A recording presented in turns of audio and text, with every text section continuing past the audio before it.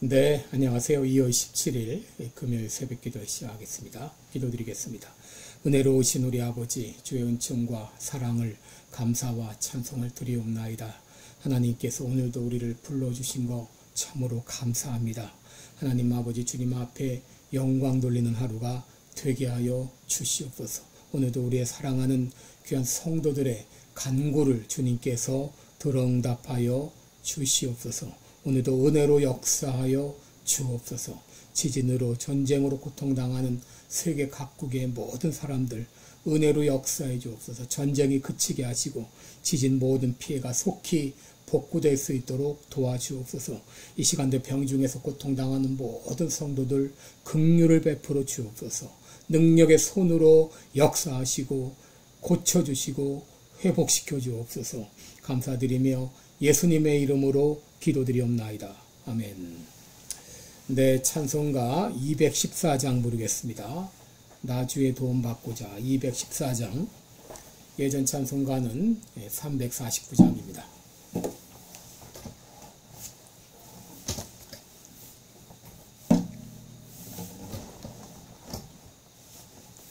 (214장입니다)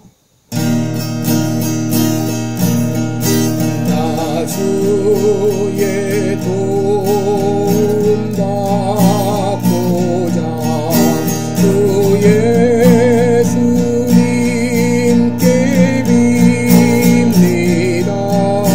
주 구원 허락하시사 날 받아주소서.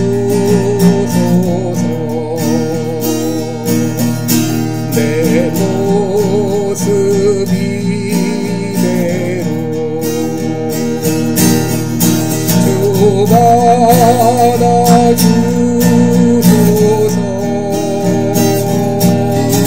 날 위해 돌아가신 주 날 받아주소서.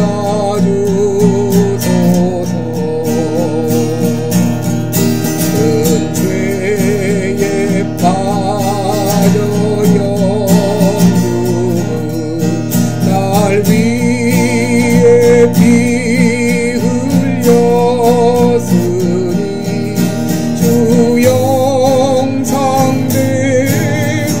믿으사 날 받아주소서.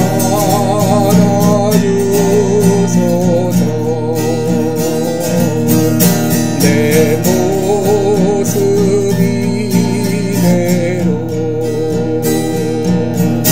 주 받아주소서. 날 위해 돌아가신 주 날 받아주소서.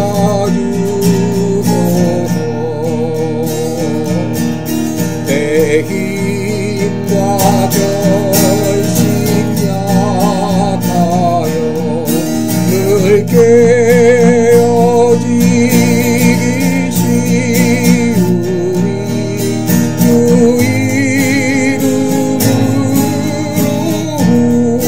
구원해 날 받아주소서. 내 모습 이대로 주 받아주소서. 날 위해 돌아가신 주 날 받아주소서. 내 주님 서신 발 앞에 나 꿇어 그렸으니 그 크신 역사 이루게 날 받아주소서.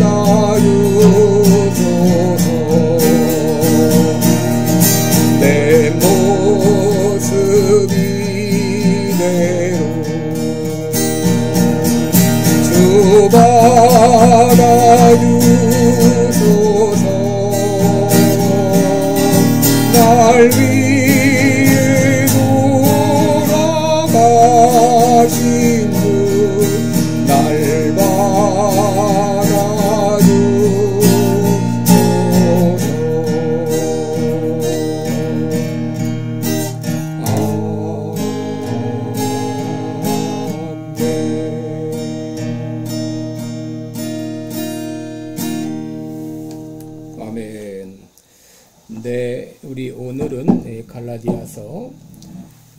2장, 갈라디아서 2장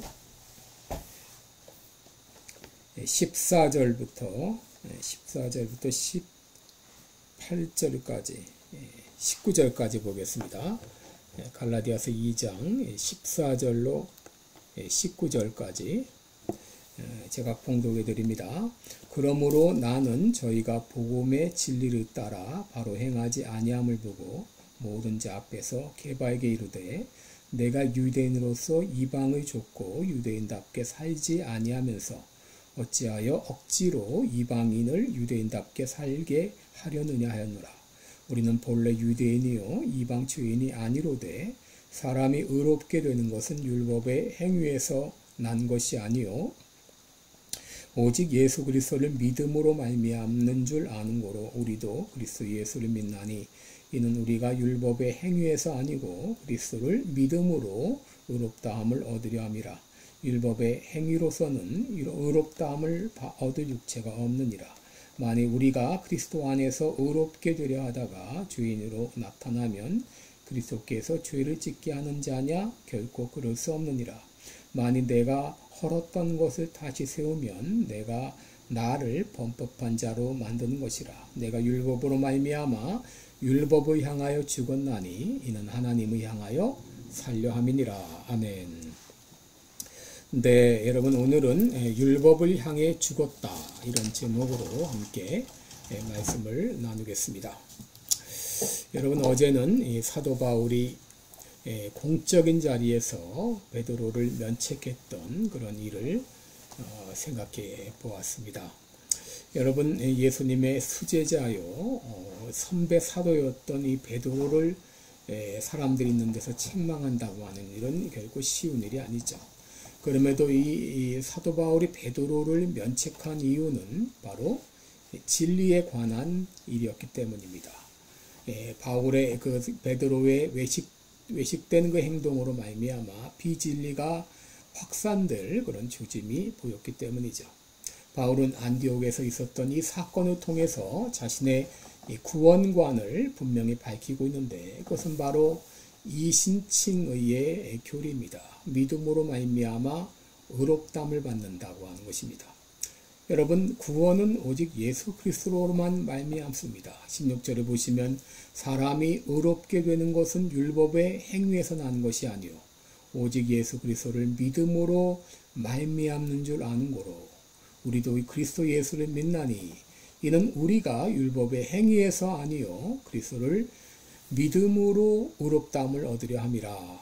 율법의 행위로는 의롭다함을 받을 육체가 없느니라. 참 굉장히 한 구절인데 굉장히 길죠. 여러분 이 구절이 말하는 바는 무엇입니까? 첫째, 사람이 의롭게 되는 것은 율법의 행위로 말미암지 않는다고 하는 것입니다. 율법의 행위로 의롭다함을 받을 수 없다고 하는 것이죠. 여러분 이 땅에 여러 가지 종교가 많이 있죠. 이 종교가 추구하는 바가 무엇이냐면 선행, 자선 혹은 고행, 철학 이런 여러 가지 인간적인 방법으로 그들이 나름대로 추구하는 어떤 그 구원의 경지에 이른다고 하는 것이죠. 그런데 여러분 사도 바울은 사람의 행위로 율법의 행위로 의롭다함을 받을 육체가 없다고 말했습니다. 여러분 인간은 아무리 의로울지라도 누더기와 같고 아무리 노력할지라도 한동안은 죄 없이 지낼지 몰라도 곧 죄를 지을 수밖에 없는 것이 인간입니다. 그러기에 로마서 3장 23절에서 모든 사람이 죄를 범하였음에 하나님의 영광에 이르지 못한다라고 말했습니다. 여러분 그렇다면 우리는 어떻게 구원을 의롭다함을 받을 수 있나요? 그리스도를 믿음으로 의롭다함을 받는다 그랬습니다. 사도행전 13장 38절 39절에 보면 그러므로 형제들아 너희가 알 것은 이 사람의 힘입어 죄사함을 너희에게 전하는 이것이며 또 모세의 율법으로 너희가 의롭다 하심을 얻지 못하던 모든 일에도 이 사람의 힘입어 믿는 자마다 의롭다함을 얻는 이것이다 라고 말했습니다. 바로 예수 그리스도를 믿음으로 말미암아 구원을 얻는다고 하는 것입니다. 여러분 오늘 사도 바울은 이신칭의의 교리를 두 가지 예를 들어 설명하고 있어요. 첫째는 베드로 자신의 경험입니다. 여러분 14절 보시면 그러므로 나는 저희가 복음의 진리를 따라 바로 살지 아니함을 보고 모든 자 앞에서 게바에게 이르되 내가 유대인으로서 이방을 줬고 유대인답게 살지 아니하면서 어찌하여 억지로 이방인을 유대인답게 살게 하려느냐라고 말했습니다. 여러분 여기 유대인으로서 이방을 줬고 유대인답게 살지 않는다. 이 말이 무슨 말인가요? 여러분 이 말은 베드로는 유대인이지만 이방인과 어울렸다고 하는 것이죠. 베드로는 고넬료 집 사건을 통해서 유대인의 어떤 삶이 유대인으로서 살아가는 그 삶이 구원에 있어서 아무 도움이 되지 않는다는 것을 깨달았습니다. 그리고 하나님은 사람의 외모를 취하지 아니하시고 이방인이나 유대인이나 하나님을 경외하는 자 그리고 의를 행하는 자에게 하나님이 받으신다는 것을 알았습니다. 이것을 알고 베드로는 그때 이후로 이방인과 어울렸습니다. 여러분 이것은 유대인으로 볼 때는 유대인답지 않은 것이죠. 그런데 이번 안디옥에서 그는 이방인과 함께 먹다가 슬쩍 물러감으로 말미암아 억지로 이방인을 유대인답게 살게 하는 그런 잘못을 범한 것이죠. 그가 유대인으로서 이방인과 어울렸다 그렇다면 이방인들도 유대인과 어울릴 수 있어야 되는 거죠. 그런데 이 예루살렘에서 온 사람 유대인들이 오자 그는 이방인과 먹다가 슬쩍 그 자리를 떠난 것이죠. 둘째 예는 옛 건물을 헐고 새 건물을 짓는 예입니다. 여러분 어느 이 터에 옛날 건물이 있다 그러면은 거기다 새 건물을 지으려 그러면 먼저 해야 될 것은 옛 건물을 허무는 일이죠. 옛 건물을 허물어야 그 자리에 새 건물을 지을 수가 있습니다. 그런데 어떤 사람이 옛 건물을 짓고 새 건물을 거기다 지었습니다. 그런데 새 건물을 다시 허물고 옛 건물을 세운다고 하게 되면 어떻게 되겠습니까? 이것은 있을 수도 없는 일이고 참으로 어리석은 일이죠. 여러분 여기서 옛 건물은 율법을 의미하고 새 건물은 은혜를 의미합니다. 율법은 그리스도 안에서 다 무너졌습니다. 그리고 은혜라는 이름의 새 건물이 세워졌습니다. 그런데 너희들이 계속 율법을 따라 살려 한다면 이것은 마치 새 건물을 허물고 다시 옛날 건물을 세우려고 하는 것과 같다고 하는 것이죠. 바울은 베드로의 행위를 가리켜 새 건물을 부수고 옛 건물을 세우는 것으로 본 것입니다. 이를 통해서 바울은 율법에 대한 자신의 분명한 견해를 표현하고 있어요. 그것은 바로 자신은 율법을 향해서 죽었다라고 말합니다. 율법을 지킴으로 구원을 받지 못한다고 하는 거예요. 자신은 율법을 향해 죽었다. 여러분 율법을 지킴으로 구원을 받지 못한다 이렇게 말하면 율법 무용론을 말했어요. 율법 그러면 아무 쓸모없는 거 아닌가? 그리고 이런 의문도 가질 수 있죠. 왜 하나님께서 우리들에게 율법을 주셨을까? 율법을 지킴으로 구원받지 못한다면. 그런데 여러분 율법이 주는 유익이 있어요. 이것이 뭔가 하면 우리의 죄를 고발하고 자신의 죄를 깨닫게 한다고 하는 것입니다. 그리고 율법은 바로 나를 향해서 너는 죄인이다 라고 선언한다고 하는 것입니다. 여러분 율법은 마치 뭐와 같으냐? 여러분 아무리 깨끗해 보이는 그런 이 방이라도 정말 먼지 하나 구석구석 다 닦은 그런 방이라도 여러분 때로 그 예전에 뚫어진 창호지 그 구멍을 통해서 한 줄기 빛이 방 안으로 들어오게 되면 어떻습니까? 내 눈에 보이지 않았던 그 수많은 먼지들이 빛에 의해서 보게 되죠. 여러분 마치 율법이 그와 같은 역할을 합니다. 내 스스로 볼 땐 죄가 없어 보이고 또 상대적으로 딴 사람하고 비교해 볼 때 나는 의롭게 살아가는 것 같아도 율법에 비춰보게 되면 내 죄가 그대로 다 드러나는 것이죠. 율법의 역할이 바로 이것입니다. 내 스스로 그 의롭다함을 받지 못한다는 것을 깨닫게 하는 것이죠. 이것이 바로 내가 율법을 향해 죽었다는 의미입니다.